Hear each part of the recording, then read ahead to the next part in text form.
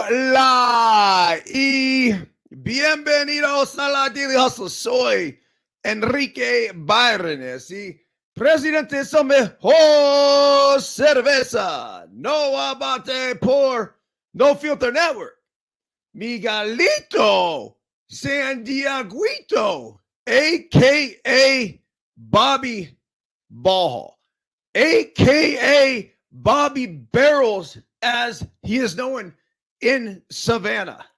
Not with us today, but dead or alive, job or no job, in the snake pit or not in the snake pit, we salute our boy. Yes, yes, yes, yes, yes, yes, yes. Woo! Remember this, folks. When we are juiceful, we are useful, and when we are juiceless, we are class. That's right. We're fucking useless. Well, Kowalski last night was not useless. He actually was at the Arizona Diamondbacks game. And what prompted him to go to that game was an Instagram post that we put up on No Filter Network that literally got him to go and buy 2 tickets. He was sitting in the Bob Uecker specials, A View from Above.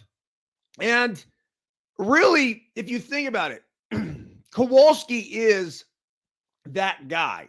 And the guy I'm talking about is the one guy that grew up with the Arizona Diamondbacks. Now, he's a little bit older, so he was influenced by his father to become a Cubs fan. But he was there in his young childhood to experience the 2001 World Champions. He was there to experience the 2007 run that we had. So he took great pride, and he does take great pride in being a flatlander, as he likes to call it. Michelle Drew, by the way, good morning to you. We're live, we're interactive. Michelle is from the Phoenix area as well, but just so cool to see the Diamondbacks fans get behind this team. I have mentioned it for the past several days here on the Daily Hustle that this is going to be a moment for the people of Arizona to come together and basically say, this is our house. You will not be taking this over anymore. You sure as shit will not be doing this in the playoffs. Just will not happen. And I don't know if I was just, blinded by this whole thing. But I will tell you, with great confidence that it looked like the entire crowd was pro Arizona. You never see that. You just never see it. Dude, I played there. It was awful in the sense that the Cubs, more fans than us. The Yankees, more fans than us. The Yankees, whenever they came in there, more fans than us. It was the Dodgers, more fans than us. The Padres oftentimes would have more fans than us. And maybe it wasn't, but it's just the way those fans would show up. So anyhow, it was an awesome series. Good for Arizona. They are going to go on to face either Atlanta or the Phillies. Game 4 of that series is tonight. If Philly wants to end this thing, obviously their best chance is to get it done at home. There's a lot of bad blood between the two teams now. Bryce Harper hitting 2 home runs yesterday and staring at Arcia, the Braves shortstop, both times. I don't know the specific details of what was said, but basically something along the lines of like, way to go, Bryce, or stay hot, Bryce, or something on the base running error that he made the other night. I will sit here and argue for the entire rest of the Daily Hustle that That wasn't a base running error at all. That was Bryce Harper putting his balls on the line to go ahead and try to score on that play had Michael Harris II not come up with that ball. So I do think it was the right play. If anything, I guess you could try to say that Bryce maybe should have stopped directly as soon as he passed second base. But I love the aggressiveness in that situation. Look, Bryce is a fucking savage. He is basically like Tiger Woods, Tom Brady, Kobe Bryant, all of these great stars that every single time they take the field, they are looking for that motivation. And Arcia, whether he deserves it or not, became the dude to motivate Bryce. So Bryce is going to continue to hang his hat on whatever he can. When you've been at it as long as he has, a superstar since he was 16 years old on the cover of Sports Illustrated, you have to find things that get you going. Where are you going to get your juice from? Well, look, let this be a warning to the Braves, to Arcia, to anybody who faces Bryce Harper going forward. Don't give this guy any extra motivation. He doesn't need it. So, anyhow, it was cool to watch. Nick Castellanos, a couple homers for the Phillies. Tonight, the Braves have Spencer Strider on the mound. And he actually did not control the running game one bit in game one. And that was what really hurt him. So I would be hard pressed to think that the Braves coaching staff has not talked with him and said, look, dude, you need to mix in a fucking slide step. So for those at home that don't quite understand what that means is if you're going to pitch, there's a couple ways to do it with a runner on base. One of those is being just a leg lift and go. The other one would be kind of a moderate leg lift and go. The third one would be a slide step. Now, a slide step, some would make the argument, takes away from velocity. And so pitchers don't want to sacrifice velocity with this slide step. As a hitter, I will tell you that whatever velocity you lose, you gain in disrupting the hitter's timing because this is quick. So if I have a big load, a leg kick, anything, it's hard to get ready for that pitch. That all said, look, Spencer Strider is one of the best pitchers in all of Major League Baseball. He has one of the best dirt squirrels perched on his upper lip in all of Major League Baseball. So I don't want to sit here and tell him what to do or what not to do. But if I was on that Atlanta staff, I would say, look here, bro, you got to shut it down. 7 stolen bases against you in that game one is not okay. All right, today is the 12th day of October, 2023. I spent a good part of the morning writing the electronic Daily Hustle email communication that goes out to thousands of people, actually. I'm not sure how many. I take that back. I do know thousands of people open it because I check open rates. We're not bad. We're sitting in the 45% range. Per usual, coffee tastes fantastic this morning. So here is today's DH. Buenos dias.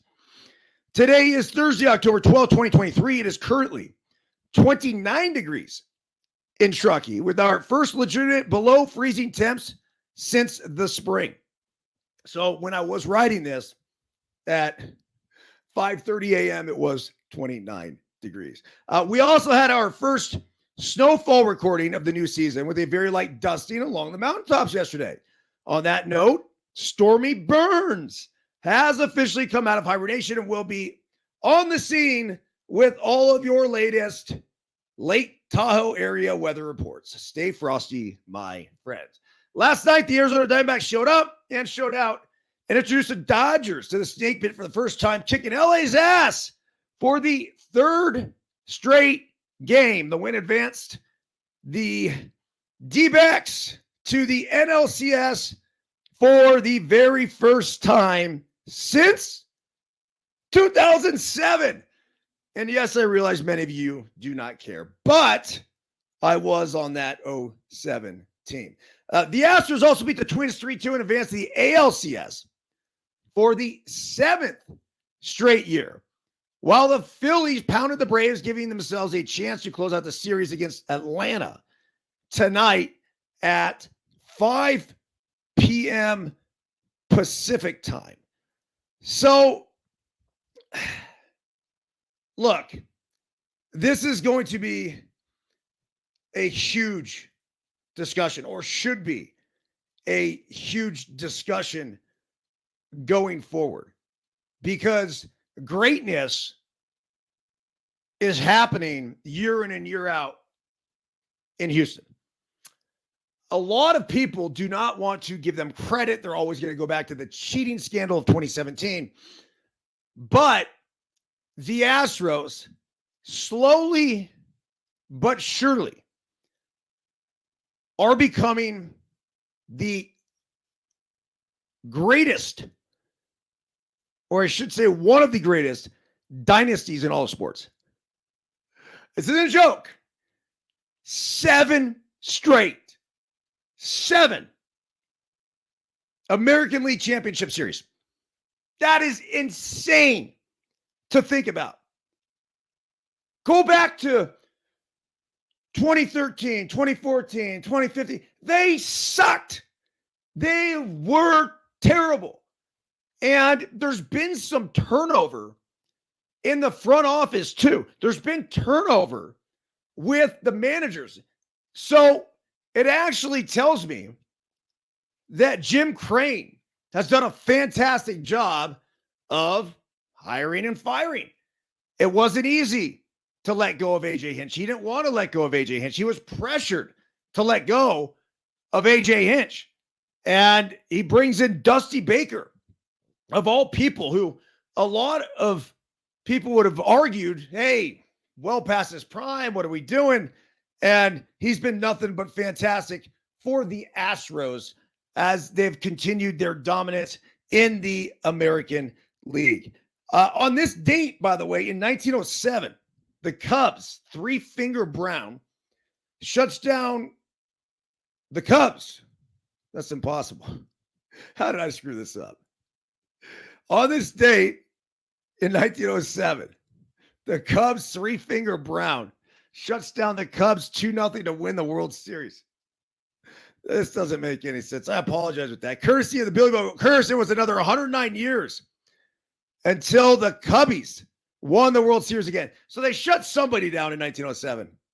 I need Stephen Luker on here to go ahead and tighten up my facts. But Three-Finger Brown, I am pretty sure it was the Cubs who won the World Series that year in 07. And I'm also curious, Three-Finger Brown, did he get that because he goes for a 3-finger pour of whiskey? Or did he legitimately have 3 fingers? So some incomplete information on this date here this morning. I apologize for that. The Daily Hustle quote of the day. Yesterday is not ours to recover, but tomorrow is ours to win or lose. Lyndon B. Johnson, 36th president of the United States, of course, and the Daily Hustle translation of that quote. Win the fucking day. That's it.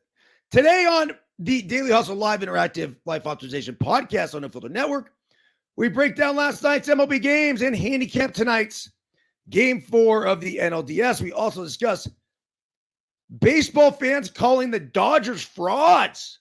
How about that? And where the Astros fit in with the greatest, worst dynasties of all time. Already got into that a little bit. And FYI, degenerate gamblers, you're welcome for this. Broncos Chiefs Thursday night football could be greatly impacted by severe weather ripping across middle America this evening. The OU is currently 47. And if the heavy rain, hail, wind do roll into KC, the under would seem like the logical play. Now, whether or not that weather actually does come in,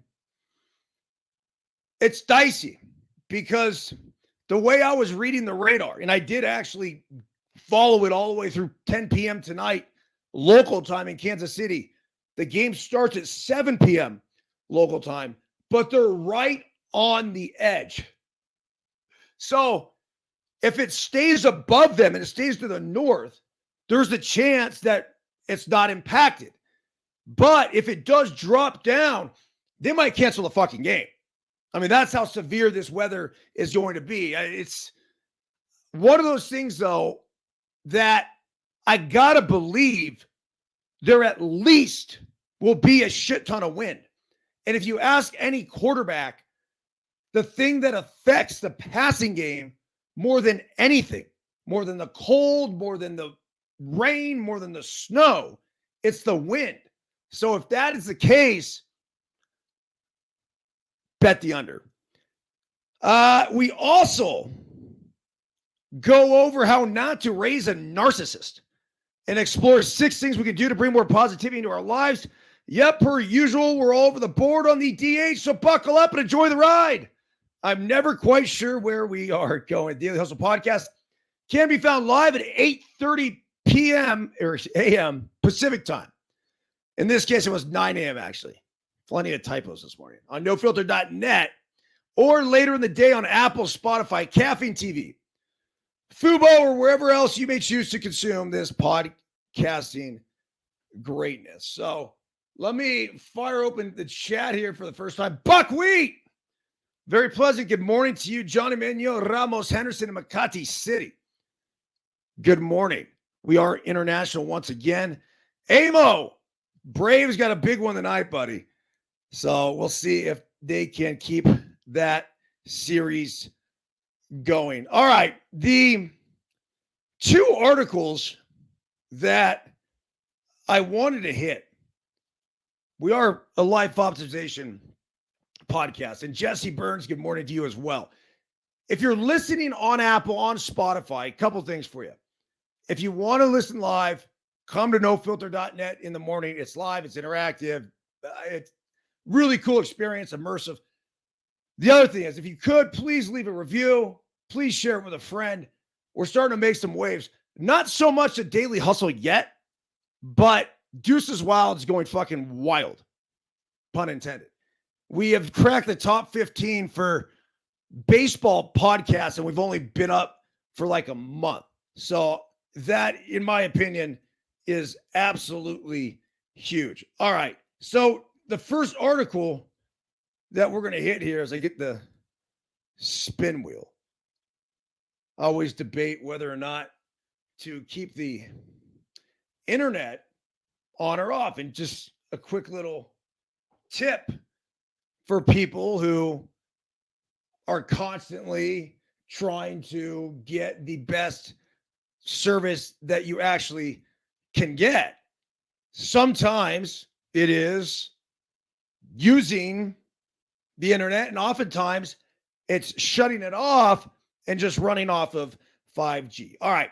The one thing to avoid if you don't want narcissistic kids. There's a Bluey episode you might have seen where Muffin, a young dog, is told she's special by her dad. When Bluey and Bingo want to play libraries, Muffin thinks she doesn't have to follow the rules and ends up ruining the game for everybody else. When Muffin's dad finds out about this, he ends up backtracking and telling his doggy daughter she isn't actually special. And before long, the tiny pup is playing along nicely with her peers again. Using the S word is something a lot of parents have done at one point or another. I've done it myself in the past, but unfortunately, it turns out that vocalizing such thoughts regularly is, well, probably not for the best. Narcissists typically have a grandiose sense of self-importance and need for admiration. According to the Cleveland Clinic, they might also come across as entitled, can lack empathy, and be willing to exploit others. Not exactly the most positive character traits. Family psychotherapist and young person's mental health expert, Fiona Yasin, says when someone has a grandiose sense of self, they truly believe they're entitled to and more deserving of special privileges and are often of the belief that others should recognize their special traits.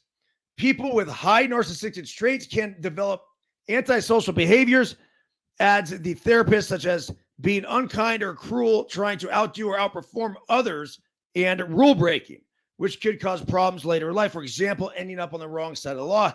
The one thing parents do that can fuel the narcissism.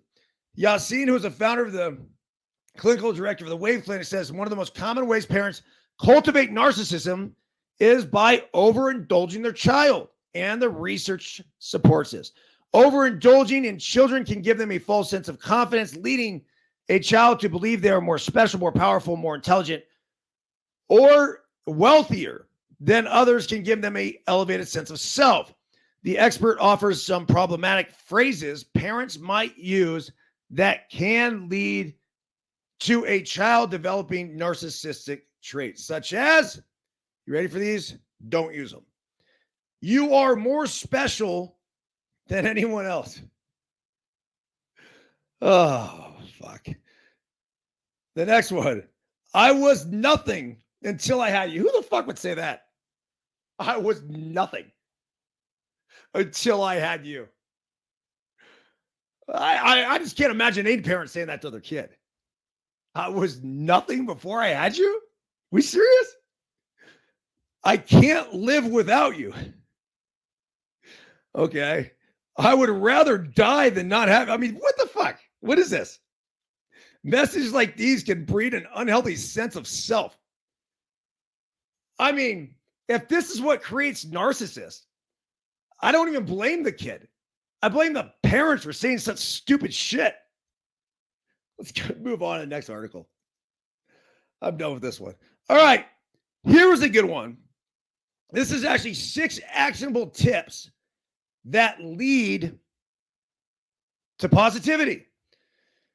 A leader's attitude is contagious. If a manager is cynical, they'll have a team and culture, an overall culture that is cynical of them and their work. Problems tend to hit them like a brick wall, and then they fail. But if a manager shows genuine positivity and enthusiasm, not the toxic kind that makes people deny hardships to the detriment of problem solving, their team can be much more motivated. Workers naturally build resilience when they become confident they can overcome their problems. Because optimism spreads, leaders can use intentional tactics and principles to be a central source of positive workplace culture. Here's a 6-step positivity playbook. Every team has unique characteristics which will determine what positive strategies can be most effective for leaders. A younger team might be happy getting skills training because it builds their confidence, while a more experienced team might respond better to direct feedback that guides their confidence they already have.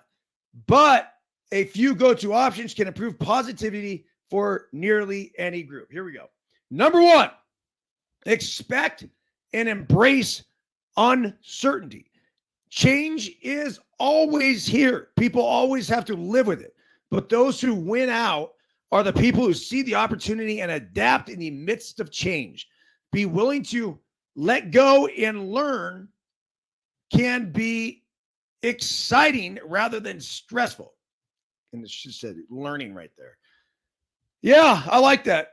I mean, if you expect and embrace the uncertainty that we all live in, it's naturally going to provide this sort of positivity, because we're going to embrace it with what? Hey, a smile. Number 2 here, control what you can't control. There are things a person can control, and there are things a person cannot control. Some of these elements will overlap, but often people worry about issues they can't influence, and they spend time worrying about fixing those elements. Then they get overwhelmed and stressed. If people look only to what they can control, the number of points they worry about dramatically decreases. Even though their work might not be easy or fast, they can feel a sense of purpose from the growth and change they support in those areas. Okay, so that's number 2. Number 3, move past failure quickly. No one's perfect. Everyone messes up. But when a person makes a mistake, they have a choice. They can either beat themselves up and lapse into a pity party, or they can stay focused on the goal, objectivity, analyze and learn, objectively analyze and learn. They can get up and try again with a different approach as soon as they realize what went wrong. As Thomas Edison said, I have not failed. I've just found 10,000 ways that won't work. In today's fast-paced work environments, the ability to recuperate fast translates to competitiveness. I do believe in that wholeheartedly. Look, we're all going to fail. And if you're not failing, we're not trying. And the other element of that is that when we do fail, we have to think about it like this. We're going to fail forward, right? Like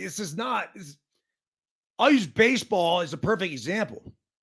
As a hitter and an outfielder, someone on defense, I would learn from my failures. So I would be able to learn from a bad step.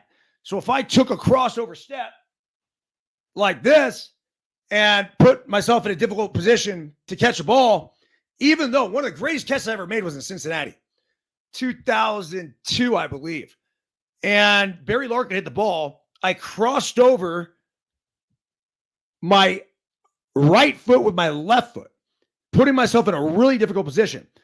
The ball was carrying over my head. I was sprinting back, and I had to full send, full layout dive to get this in. It's sick play. But the irony of all of it is that I failed on that play.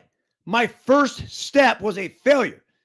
And then I actually was able to recover because I moved past my failure, said, what can I do about it now? And ended up making the play. So that is definitely a way to continue to generate positivity into our lives, quickly move past failure. Number 4 here, have gratitude and celebrate little wins. To some, a small accomplishment might seem insignificant, but to the worker, it might seem like the world. Leaders must pay attention and know when a win is big for someone. That's number 4, have gratitude, of course. Number 5, show faces. People are social creatures designed to respond to physical cues, including facial expressions. Leaving cameras off during remote meetings can leave the other party in the dark and block human connection. When team members are not face-to-face, request that they put their cameras on if it's convenient for them. I totally agree with that. I don't trust it. We were taking some calls early on with No Filter Network, and a few of them we would take, and the people would leave their camera off the whole time. And it was like, I'd get off the call, I'd go to Joe, I don't trust this fucking guy. No way. He won't show his face. Like there's something just weird and dirty behind it. And then Joe tried to explain to me that, well, with a lot of these younger people, they're sensing that the stream time is, hurting their morale. I'm like, dude, fuck that. Fuck that. Fuck that. You're not willing to show your face when we are? Not interested. All right. Number 6 here. Be spontaneous. Anyone who has had to repeat the same task 100 times can testify that too much monotony is maddening. I didn't even know that was a word. Monotony. Monotonous, I knew was a word. I didn't know monotony was a word. People need a touch of the unexpected, or they'll likely feel bored, disconnected, and stuck. Something as simple as asking your team one question taken from a book like 3,000 Questions About Me can get people talking, and most people enjoy talking about themselves. All right, with this one, I will say that there's a quote. I'd have to go find it downstairs. But the idea of the quote was basically that if you want to keep a civilization and society going, we have to essentially continue to push people into new arenas and change things up. That is critical, very, very critical in the development of that person. And ultimately, what are we doing? If we're developing the people and the employers, whether they're just citizens or employees, whatever, then we are going to get the most productivity out of them, which is going to help everybody in the long run. But if you keep them in the same role year in and year out, then people get bored with it. I can tell you that through my experience at MLB Network, there were times where I would go do MLB Tonight, and I'd get up and I'd do was the MLB Central in the morning, and my role was pretty much the same. It got fucking boring. It did. I was on autopilot, and I had to check myself. There was a time, let's just call it, when I first got into it, 2011, say 2011 to 2015. Boom. Like everything was fresh. Everything was new. Had new roles. Was doing all this different shit. Really cool. Got to maybe about the 2015 range. And maybe I'm wrong with this on the years, but I do know there was like, call it like a 24-month stretch where I was looking. It was like, what's next? And it would probably happen around that 2016 range. And the reason being is that I was just looking for a new challenge. And it didn't even have to have nothing to do with promotion, had nothing to do with money. It simply had to do with entertaining myself. Where, like, how am I going to challenge myself? How are we going to reinvent the broadcasting game in a sense? Not even reinvent, because I don't think that's the key, but how are we going to develop it? How are we going to take it to the next level? And one of the things that we did was the Facebook Live, which then got me thinking during a World Series game, and then got me thinking about how we broadcast games in general. And the concept and idea was further developed when I ran into Giuseppe Pepe Manuele, and we talked about alternative broadcasts, and that was a creation of No Filter Network.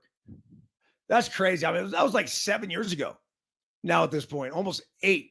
So that's just when it was concocted in our mind. And then 2020, we put the thing into motion and have been slowly developing this over the past 3 years. But this was developed because we can't just stick people into this pigeonhole. Otherwise, two things are going to happen. Either you're going to get somebody that just, and that's the whole idea of stay in your lane, stay in your lane. You hear it all the fucking time. Look, there's certain times we need to stay in our lane, but there's certain times we need to get the fuck out. Really. That is a wholehearted belief of mine if we want to get the most out of our team. All right. Dodgers go down to the D-backs.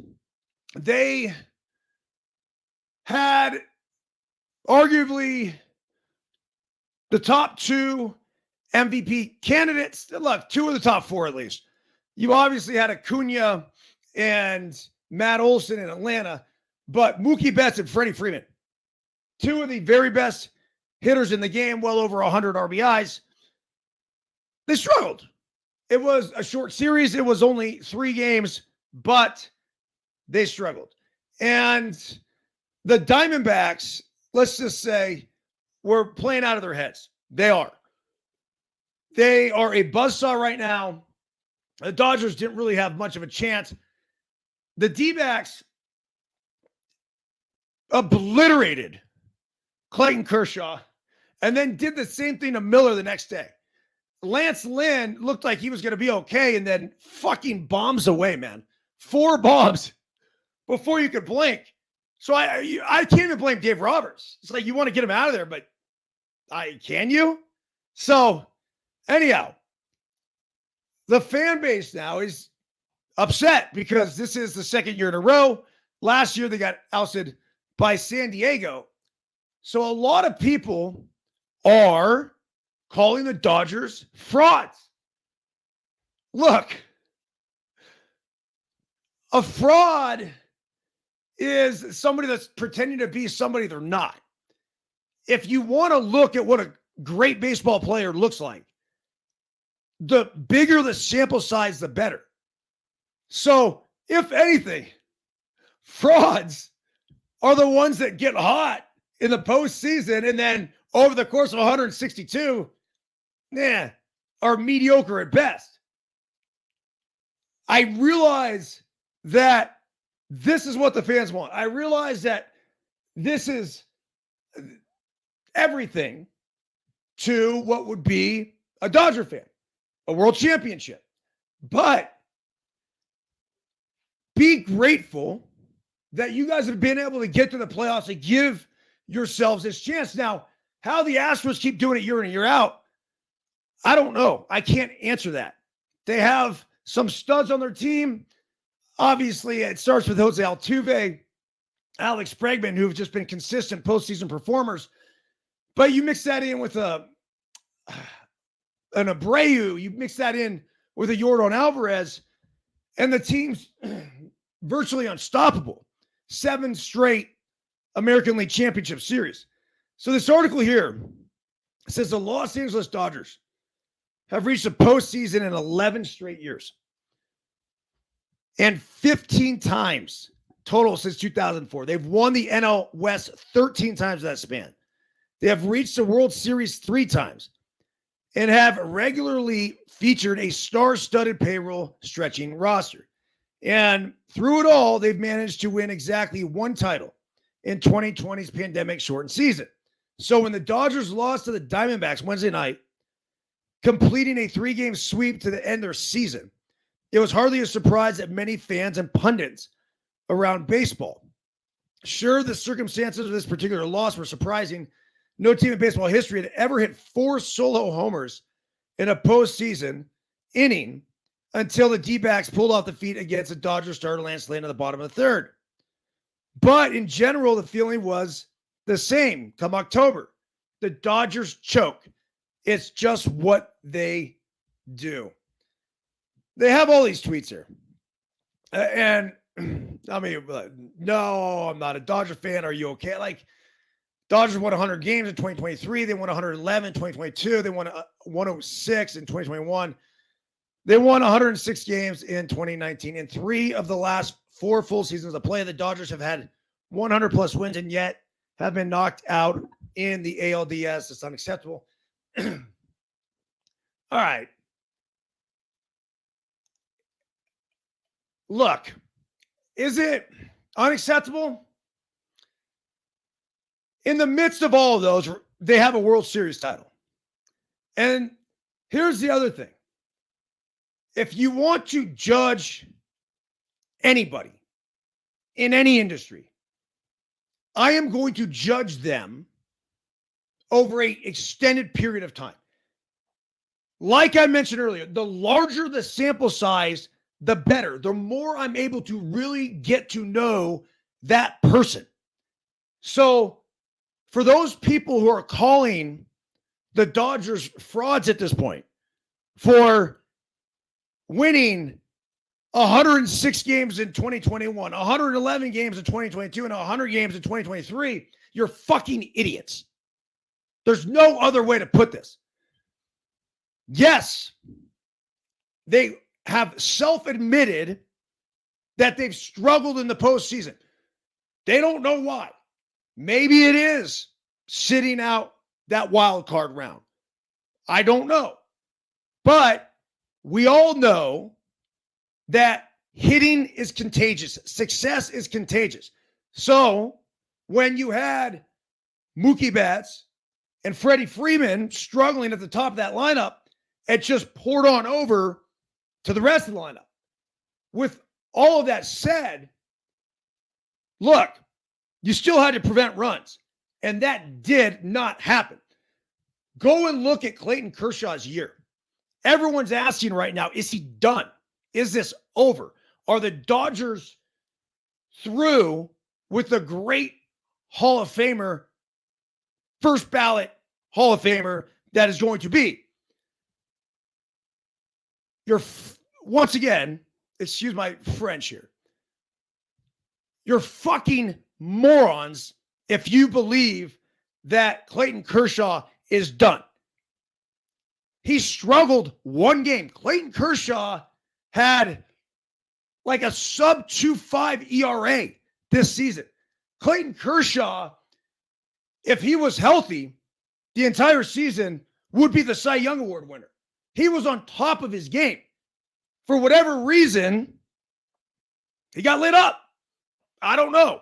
He ran into a buzzsaw. He ran into a team that was hot as could be. He had one poor outing, and that was it. Now, look, if Clayton Kershaw wants to be done, he can retire and he'd be done. But it's not because of lack of physical skill at this point. When it comes to Miller, I mean, this kid is, 20 years old, 21 years old? The sky's the limit. There's so many good things going on with the Dodgers. The fact that people are calling for Dave Roberts' head is just stupid. It really is. You have to understand, if I'm upper management in the ownership group, or even if I'm Dave Roberts or Bob Guerin, Dave Roberts' bench shows, I would look back at what maybe we could do different in the postseason. What can we do different to prepare the guys to have success once the postseason does start? And what could we potentially do differently from a strategy standpoint? But look, they pulled Kershaw and Miller early. They pulled Lynn early.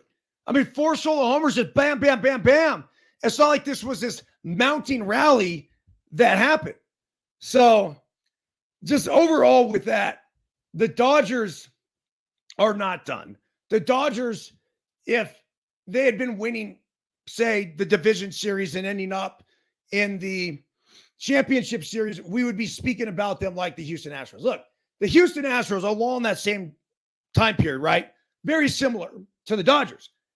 Yet I started the show saying, hey, where do the Astros fit when it comes to like the greatest dynasties in sports? Where are they with that?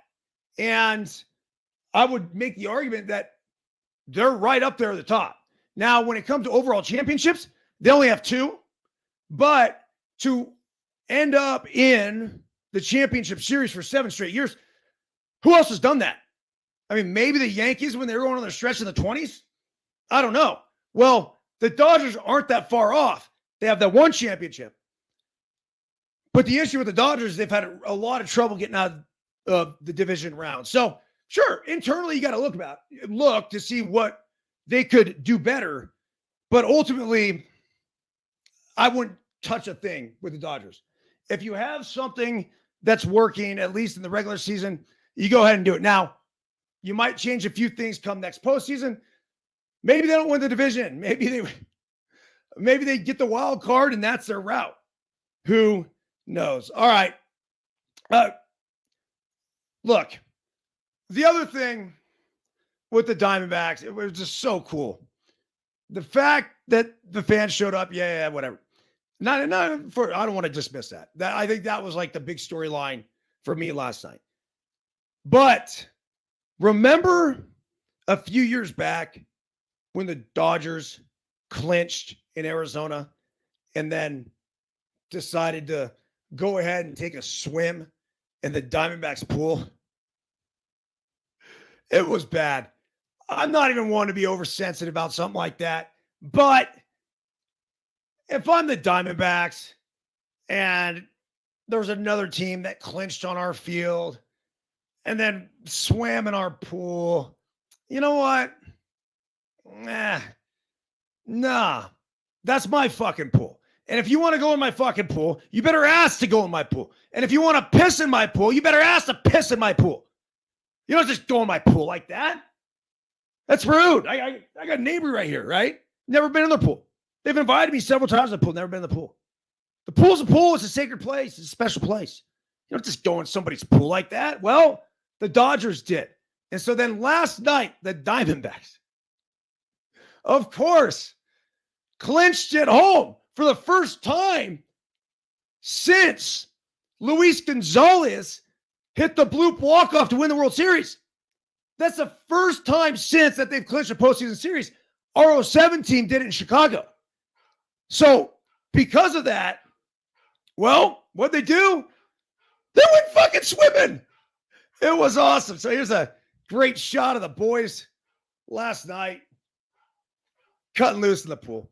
All right, we're 47 minutes into this thing. Actually, I stopped probably about 45. I'm on a time crunch here. It's supposed to be 47 minutes. So we have probably less than a couple minutes left. Tonight, it's the Braves and the Phillies, game 4. I was going to go over an extensive preview. Don't have time. It is crazy how I could talk to myself for 47 minutes. Deion Sanders is pissed about his Friday night game. We'll go over that tomorrow. He is not happy about playing at 8 p.m. And then Mark Stoops. Oh, I like this one. Mark Stoops was talking, the Kentucky football coach was talking about how Georgia bought some pretty good players. And what was a big deal to say that, I don't know, a year ago is now like, yeah, that's exactly what Georgia did. Kentucky and Georgia's had, I say epic battle. Wasn't a battle. I mean, Georgia had fucking donkey stomped them. And then the Cowboys sound absolutely delusional. Somehow popping off after that 49er loss. It doesn't make any sense to me. We'll go over all that on the Daily Hustle tomorrow. Potentially a live alternative broadcast tonight with that Phillies game. I don't know. Who knows? Might throw something out there. Everyone have a fantastic day, and I'm going to leave you guys with a little James Allen, as we like to do. Effect of thought on circumstance. Here we go. A man's mind may be likened to a garden, which may be intelligently cultivated or allowed to run wild. But whether cultivated or neglected, it must and will bring forth. If no useful seeds are put into it, then an abundance of useless weed seeds will fall therein and will continue to produce their kind.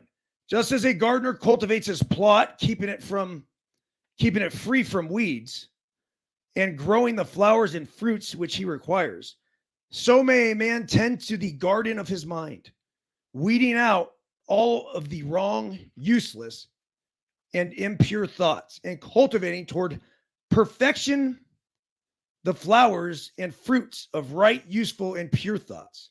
By pursuing this process, a man sooner or later discovers that he is the master gardener of his soul, the director of his life.